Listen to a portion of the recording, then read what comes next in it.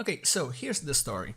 I was at the bus stop this morning and I was thinking to myself, Paki, you know what you should do? You should do like other YouTubers and sacrifice actual content in favor of videos they are much easier to do, much easier to record, and you can just submit 10 of them a day. And I replied to myself while everybody was looking bad at me, yeah, sure, that's compromising any creative dignity, but whatever, yeah, sure. What should I do those videos on though? Well, I don't know, maybe the fourth season of My Hero Academia you've been watching. I mean, the first two episodes at least, they're already out. Do it on those, talk about those. Alright, here we go. But then YouTube copyright claim algorithm happened, so instead, let's talk about Little Town Hero. I guess, I don't know. Again, this video is gonna be completely unscripted, it's gonna be a mess, I'm gonna misspell most of the words I'm gonna let out of my mouth and things like that.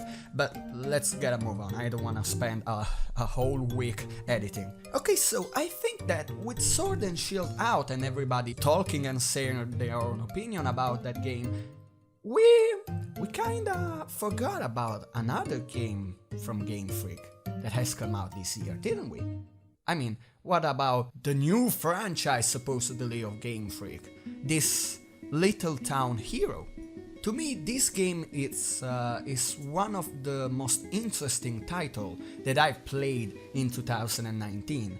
Not because it's particularly innovative or good. No, rather it's because of all the controversy that has surrounded Game Freak and the mess that must have been the development of this game and all the others they put out in recent times. So I'm gonna state my opinion on this game, whether it's good, whether it's not, whether it was worthwhile to put effort and resources into this title rather than other games that Game Freak was developing concurrently with Little Town Hero. And I'm gonna state this right now, my opinion on this title is kinda bipolar actually. See, the thing is, there are aspects of this game I didn't really like all that much, while there are others that I ended up enjoying a lot, but it's kinda layered.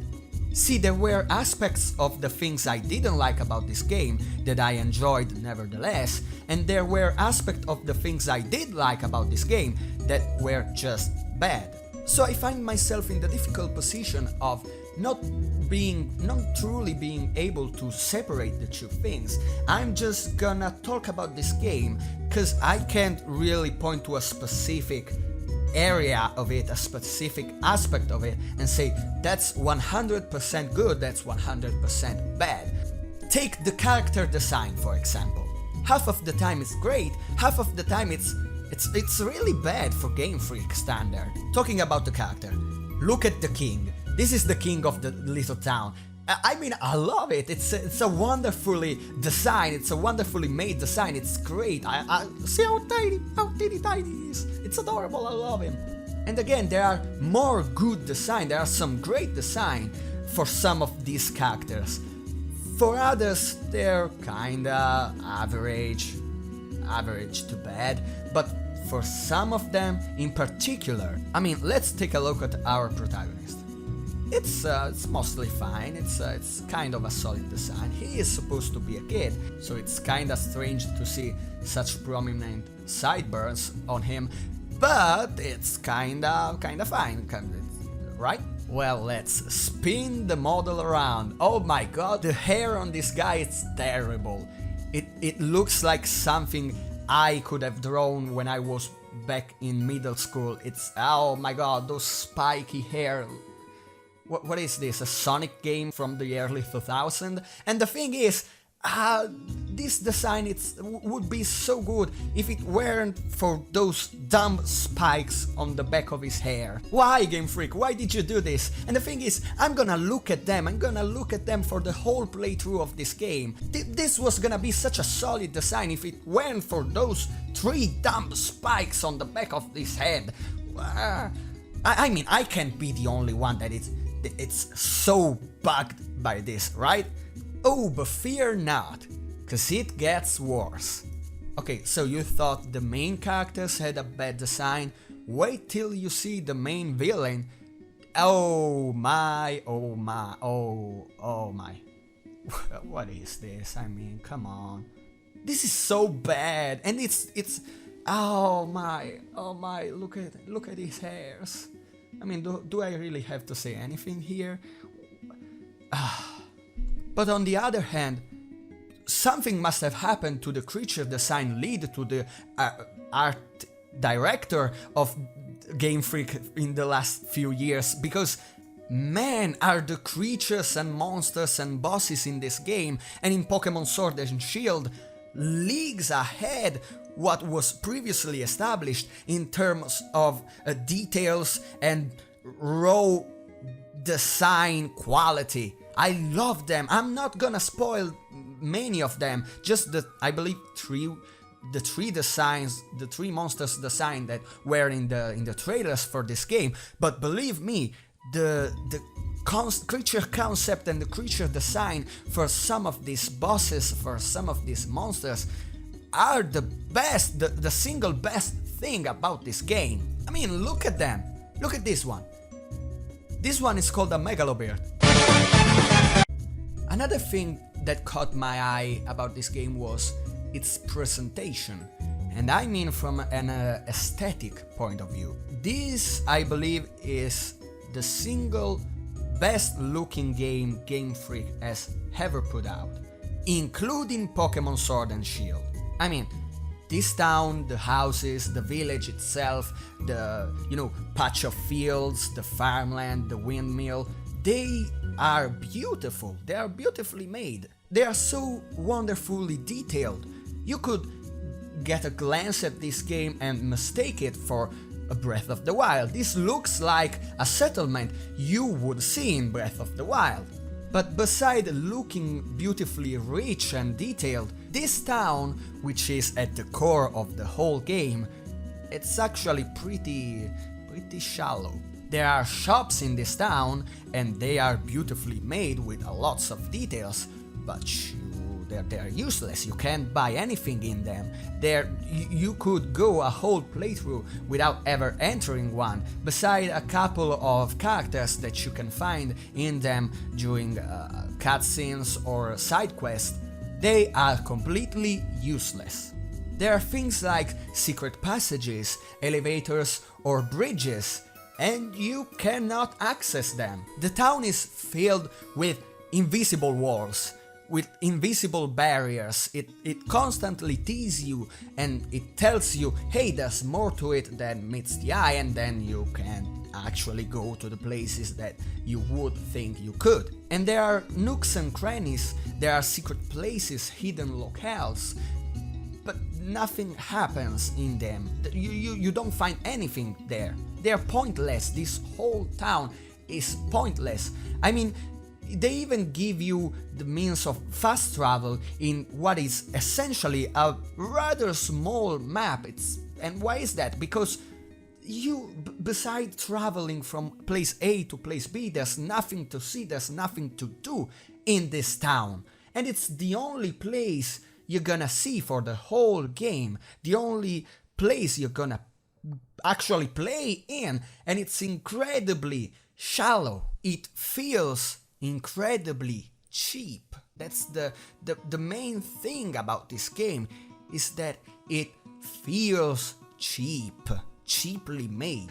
It's a town, but there's like only 5 different model of people, of villager, same model repeated again and again, and they just stand there. They don't have a routine or anything, most of them at least. I mean, this looks like a current generation game, but feels like a handheld, portable, cheap, last gen game. And plays like one too. It lagged a lot, frame rate was a mess, the screen went black each time a cutscene was loading, and one time whilst I was playing, the UI just glitched on itself. It's really not something to be proud of, really. It's not really that polished of a game. But let's now talk about something that I did like. Let's talk about the actual gameplay. When you're not fighting, the game is mostly go find and talk to NPC A and then go find and talk to NPC B and so on, but the fighting system is actually what kept me playing. Tutorial for this combat system, it's a mess, so I'll try to do better.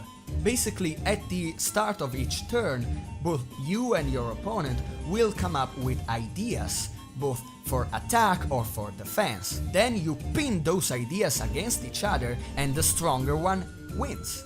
So you are not attacking the monster right away, you are attacking his ideas. And if it's left with no idea on how to attack or defend against you, you trigger a state similar to the all-out attack in Persona 5, where you can actually attack the monster's HP. Now there's more to it than that, but it's actually a very fresh combat system. I found it a very fresh, a very fun and enjoyable combat system. It lends itself to a very heavy strategic kind of thinking, kind of play. And I found that extremely enjoyable, way more than the combat system for Pokemon. But this combat system shares the exact same problem Pokemon combat system has, which is randomness. You can't strategize against randomness. And for some reason, they decided that this combat would rely heavily on luck. The ideas you come up with every turn, they are random. Some effect that your or your opponent ideas have, they are random as well. You move in a little battle grid and you can't decide where to move, because there are some spots on the battlefield that are actually beneficial, that would be beneficial to you, but how do you get there? You rely on a randomly generated number of facts. At its core, this is an amazing battle system. It seems to be made for heavy strategy, heavy strategizing, but it doesn't reward strategy because of all the random aspect of it. And there's nothing more frustrating than realizing that no matter what you do, you're gonna lose this match, you're gonna lose this battle because of your poor luck. But let's talk about something else. Let's talk about the story of this game. It is a pretty simple, classic story, but an enjoyable one. Every twist and turn, it's rather predictable, but that doesn't mean the story in itself is all that bad. I found it just fine. What was spectacular was the soundtrack. And of course it's Toby Fox we're talking about here, although he is not the sole composer for this game. But the fact that one of my favorite artists, an insanely creative mind and an insanely talented composer and musician was behind the music of this game, was the single reason I actually bought and played this game. So if I could spend just a few words on the music in this game, some of its tracks, they were probably less personal and so came up a bit more generic, like you would believe Toby Fox was behind them if somebody told you, but you wouldn't feel it. On the other hand, there were a couple of tracks that sounded really familiar, that checked all the marks for a soundtrack made by Toby Fox. This soundtrack, it's not going to disappoint you if you are a fan of this man's work. What may be disappointing for you, it's the number of tracks this game's soundtrack has, which are not few, but a couple of them gets reutilized over and over, especially in the first hours of game, so it always sounds like you're listening to the same couple of tracks and it gets really old after a while. And lastly, as I mentioned before, there's this feeling of cheapness. You can feel it in the animations, you can feel it in the story, in the gameplay. This is not a very rich game. I know there has been a couple of interviews about the development of this game, but to me, this doesn't feel like a 100% complete game, 100% polished and finished game. This feels more like a game from a game jam. Like Game Freak held a game jam amongst its developers, but the deadline was 6 months away. That's how this game feels, and it's not a good feeling. So in conclusion, is this game worth playing? It's gonna be frustrating, and it was for me. It's gonna feel cheap, and it surely felt cheap to me, but it was fun. It ranged from decently to extremely fun. I would have not completed it if it wasn't just engaging enough to keep me coming back, to keep me playing. So in the end, if I were to give a score to this game, it would be just below average. But I do believe it deserves a second chance. I do believe if developed with a bit more care, maybe with a bit more time, maybe with a bigger development team, this game has potential. Just get a haircut, you punk, and drop the random generated numbers.